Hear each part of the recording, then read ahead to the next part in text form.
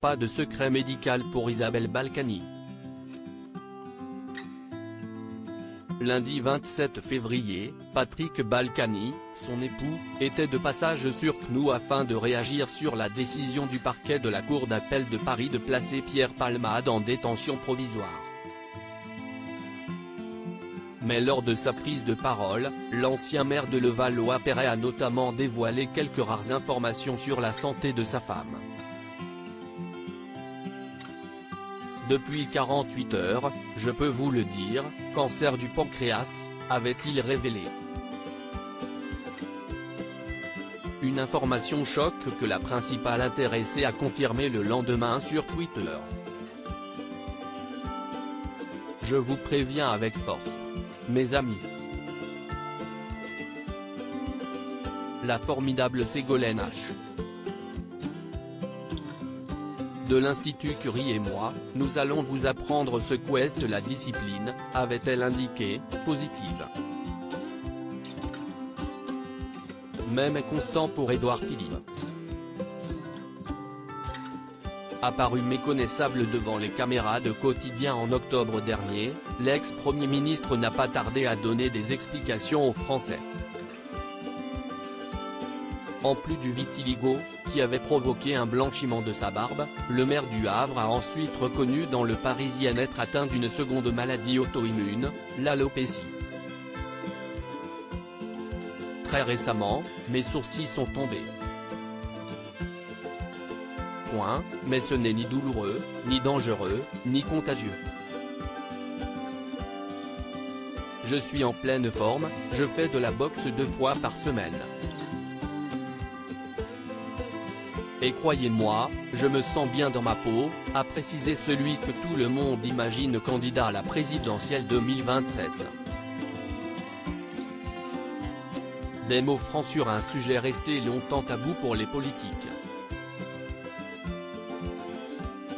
Surtout chez les présidents, impossible de ne pas repenser à François Mitterrand, dont le cancer de la prostate, diagnostiqué quelques mois après son arrivée à l'Élysée, ne fut révélé au public qu'en 1992.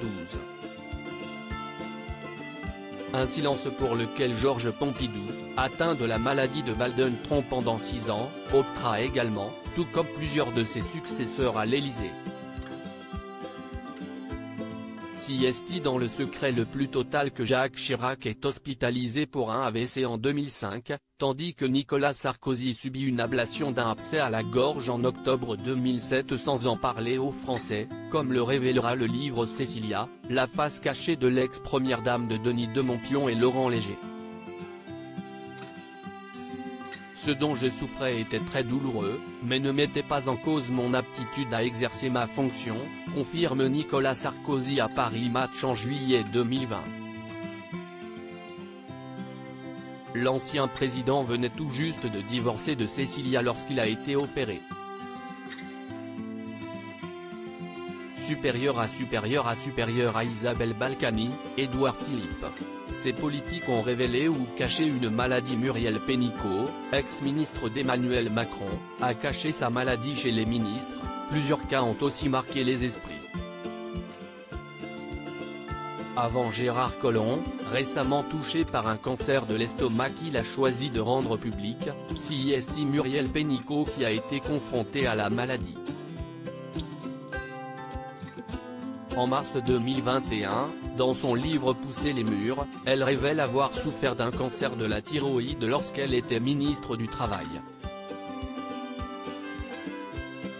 Ça ne m'empêchait absolument pas de faire mon travail et je ne voulais pas que ça change le regard sur moi, écrit-elle pour expliquer son silence. Durant le quinquennat Hollande, Valérie Fourneron et Geneviève Fioraso quitteront le gouvernement pour raison de santé, tandis que Dominique Bertinotti sera touchée par un cancer du sein, qu'elle révèle 8 mois plus tard.